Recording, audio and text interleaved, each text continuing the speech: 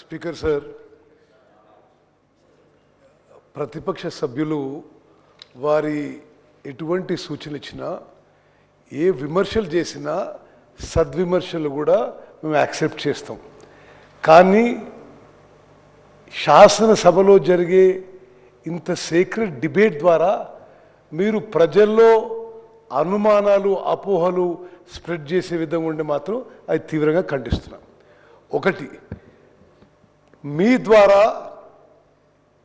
ఈ సభ సభ్యులందరికీ, ఈ రాష్ట్ర ప్రజలందరికీ కూడా చాలా స్పష్టంగా తెలియజేస్తున్నాము.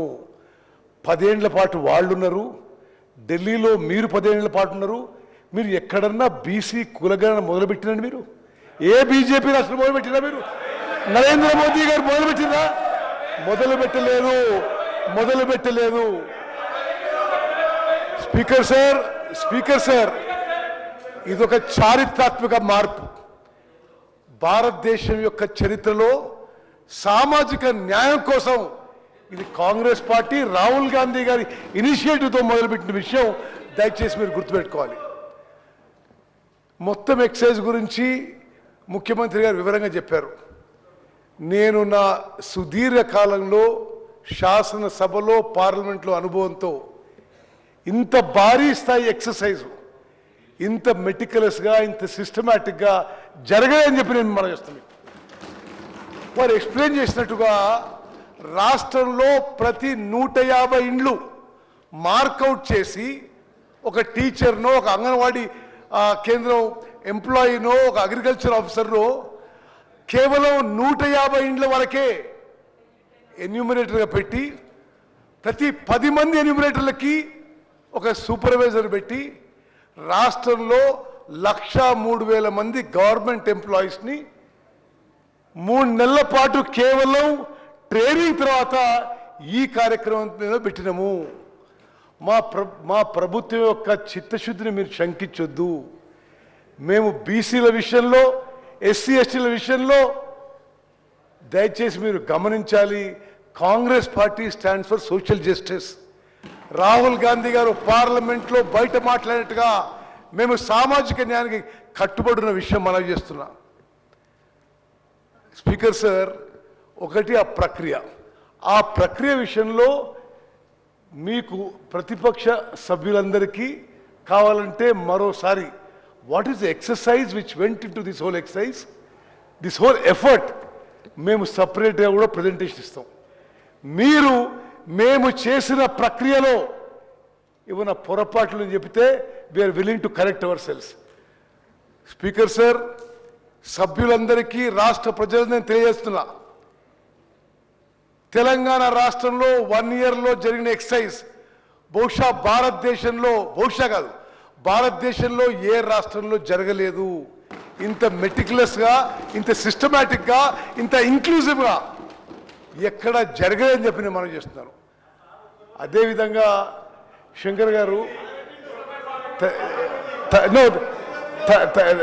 తలసాని శ్రీనివాస్ యాదవ్ గారు, శంకర్ గారు, మీరు చేస్తున్న సూచనలు కానీ సద్విమర్శలు కానీ వి యాక్సెప్ట్. బట్ ప్రజల్లో అపోహలు, అనుమానాలు వద్దు. మీరు ఏదో ఫిగర్స్ కలిపి మీరు తగ్గిపోయినట్టు. ఎవరు తగ్గలేదు. దేనికి తగ్గినరు? ఏ ఫిగర్కి పోల్స్తున్నారు మీరు? ఇదంతా చాలా సైంటిఫిక్గా, సిస్టమేటిక్గా, లాజికల్గా చేసిన ఎక్సర్సైజ్. నేను మళ్ళీసారి మీకు మనం చేస్తున్నా, ఎవరిదో పర్సంటేజ్ తగ్గిందని మీరు రకరకాలుగా మనం చేస్తున్నారు. రాష్ట్రంలో ఎస్సీ పాపులేషన్కి 17.43% ఈ యొక్క మరి సోషియో ఎకనామిక్ సర్వేలో మరి వచ్చిన result. ST population 10.45%, BC population 56.33%, ఓసీలు 15.79%. మరి అదేవిధంగా మేము చేసిన ఈ సోషియో ఎకనామిక్ సర్వే ప్రకారం మరి మైనారిటీ పాపులేషన్ సుమారు 13%.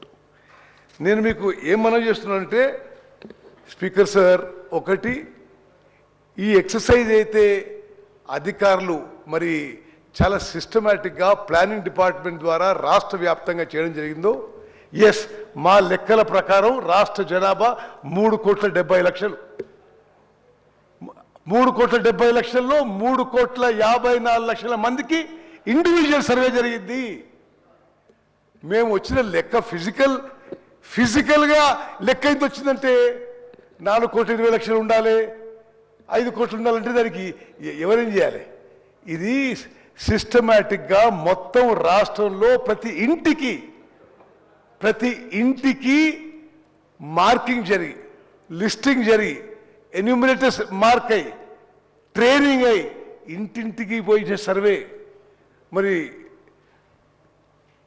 ప్రతిపక్ష శాసనసభ్యులు మనం చేస్తున్న సెన్సస్లో కూడా బహుశా ఇంత సిస్టమేటిక్ జరగకపోయి ఉండొచ్చు. ఈ ఫిగర్స్లో దయచేసి మీరు అనుమానాల అపోహలు కలిగించొద్దు. మా ప్రభుత్వం సోషల్ జస్టిస్ పక్షాన, ప్రత్యేకంగా బీసీలకు సోషల్ జస్టిస్ చేయడానికి పూర్తిగా కట్టుబడి ఉన్నాము. రిజర్వేషన్స్ ఎంత పర్సెంటేజ్ చేయాలి? తప్పనిసరిగా ఈ శాసనసభలో తీర్మానం చేసి పార్లమెంట్ పంపిద్దాం. మీరు షెడ్యూల్ 9లో పెడతాడు పెట్టండి. మరి దయచేసి మా ప్రభుత్వం తరఫున కాంగ్రెస్ పార్టీ పక్షాన మేము సిన్సియర్ ఉన్నాము, కమిటెడ్ ఉన్నాము.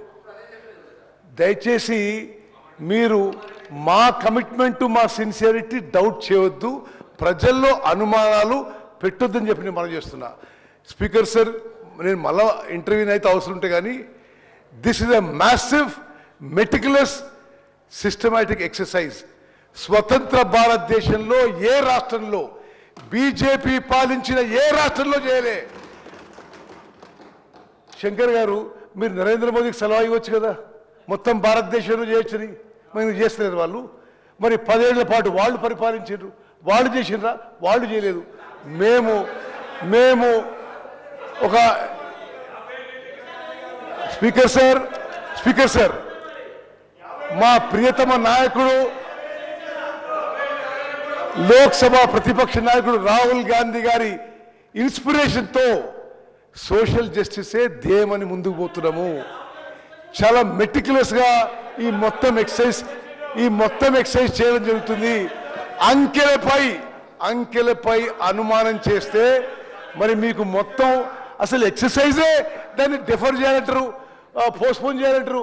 ఇది చాలా సిస్టమేటిక్గా సీరియస్గా జరిగిన ఎక్సర్సైజ్. ఈ అంకెలు జెన్యూను. దయచేసి తగ్గింది అంటారు. దేన్ని పోల్చి మీరు తగ్గింది అంటున్నారు? What are you comparing with? ఇది జెన్యూన్ ఫిగర్స్. అద్భుతంగా చేసిన ఈ సోషియో ఎకనామిక్ సర్వేకి తెలంగాణ రాష్ట్ర ప్రధాన కార్యదర్శి గారికి, ప్లానింగ్ డిపార్ట్మెంట్కి మనస్ఫూర్తిగా అభినందనలు తెలియజేస్తున్నాను.